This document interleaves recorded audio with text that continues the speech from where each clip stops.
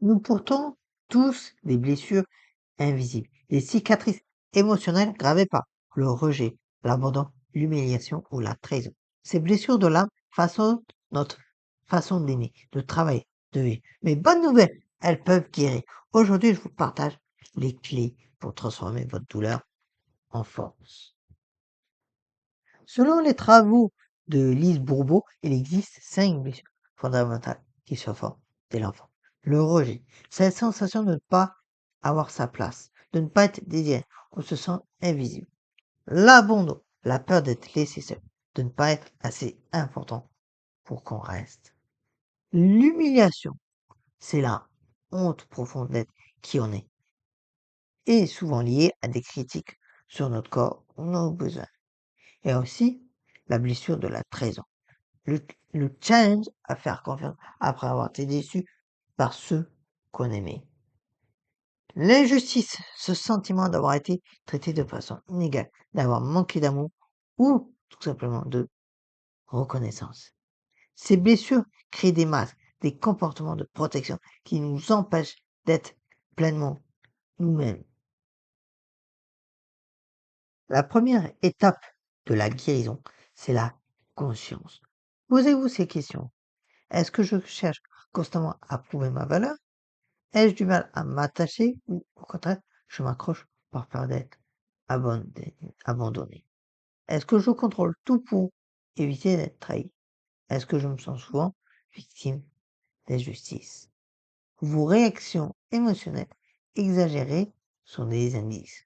Quand quelqu'un vous fait une remarque anodine et que vous vous effondrez, c'est votre blessure qui parle, pas la situation présente. On va faire un petit exercice pratique. Plutôt, je vais vous le donner.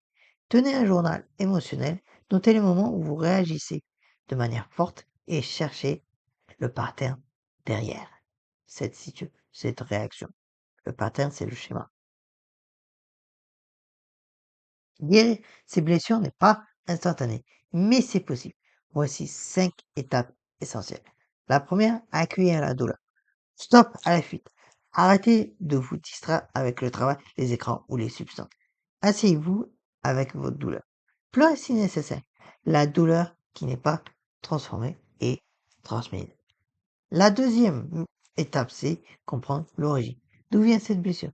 Souvent, elle remonte à l'enfant. Mais attention, comprendre n'est pas excuser ceux qui nous ont blessés. C'est se libérer de l'emprise du passé. Troisième étape, se responsabiliser. C'est l'étape la plus difficile. Vous n'êtes pas responsable de ce qui vous est arrivé enfant. Mais vous êtes responsable de votre guérison aujourd'hui. Personne ne viendra vous sauver. C'est votre job. Quatrième étape, réécrire le récit. Vous n'êtes pas votre histoire. Commencez à vous raconter différemment.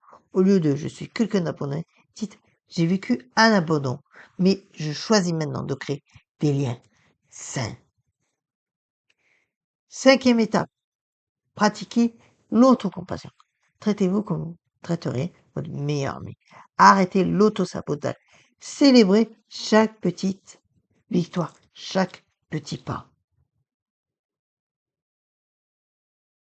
Maintenant, les outils concrets que vous pouvez utiliser dès aujourd'hui. La thérapie. Pour ça, il faut trouver un bon psychologue. Mais c'est un investissement sur vous-même et non une dépense. Il y a aussi l'écriture thérapeutique. Écrivez des lettres à votre enfant intérieur. Dites-lui ce qu'il avait besoin d'entendre à l'époque. Il y a aussi la méditation et la pleine conscience. Apprenez à observer vos émotions sans vous identifier à elles. Vous n'êtes pas votre colère. Vous vivez tout simplement de la colère. Le travail corporel, c'est-à-dire yoga, danse, sport, parce que les traumatismes se logent dans le corps. Donc, bougez pour vous en libérer. Il y a aussi les affirmations positives. Répétez chaque matin, pardon. Je suis digne d'amour. Je mérite d'être heureux. Je suis en sécurité. Il y a aussi le MDMR ou l'hypnose pour les traumatismes profonds. Ces thérapies peuvent accélérer la guérison. Le pardon, pas pour l'autre, mais pour vous. Le pardon n'efface pas le passé. Il vous libère de son poids. Attention aux faux chemins de guérison, tels que la spiritualité toxique. C'est pardon. Tout arrive pour une raison. C'est ton karma. Non, certaines choses sont juste injustes. Point. La victimisation chronique. Reconnaître sa blessure ne signifie pas s'y complaire toute sa vie. Le blâme permanent. Oui, vos parents vous ont blessé, mais à un moment, vous devez prendre le relais.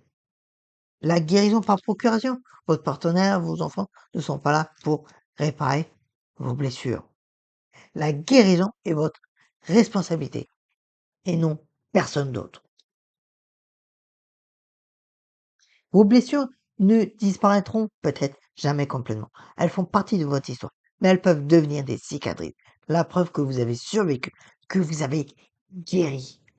Chaque jour, vous avez le choix. Laissez vos blessures dicter votre vie ou décidez de les transformer en sagesse, en empathie, en force. La guérison n'est pas linéaire. Vous aurez des rechutes, c'est normal. Ce qui compte, c'est de continuer à avancer, pas à pas, petit à petit, step by step. Alors aujourd'hui, faites un pas, un seul. Reconnaissez votre douleur. Cherchez de l'aide. Soyez doux avec vous-même. Vous méritez de vivre libre. Vous méritez la paix intérieure. Et elle est possible si vous vous en donnez les moyens. Si cette vidéo vous a touché, partagez-la avec quelqu'un qui en a besoin. Et n'oubliez pas, vous n'êtes pas seul dans ce chemin.